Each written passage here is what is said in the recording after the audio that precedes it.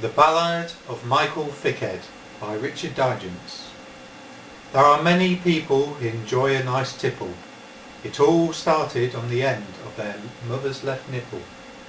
But this is a story of one Micheal Thickhead, who turned out to be a bit of a dickhead. For Micheal worked as a lumberjack. That's all he needed his brains for. For every day he'd climb to the top of a tree and cut off some twigs with his chainsaw. But each time he indulged in his favourite toddy, he accidentally cut off a part of his body. He had 2 strapping legs and 2 arms that were strong, but sadly he didn't have them for long. It all started one lunchtime when Micheal got pissed. He tried to chop off a branch of a tree, but he missed. His log hole like Van Gogh was the first thing to go, then both his eyebrows, and then his big toe.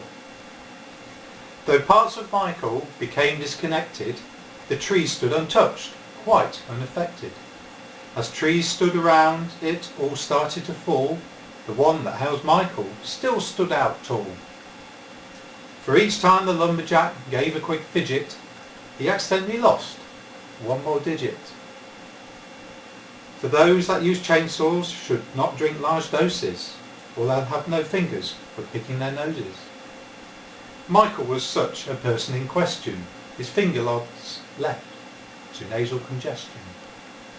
So sadly one day he sneezed, I'm afraid, and his nose went a little close to the blade. Micheal's hooter was incredibly sore, and what made matters worse, it had dropped to the floor. So Micheal Thickhead, in terrible pain, decided to drown his sorrows again.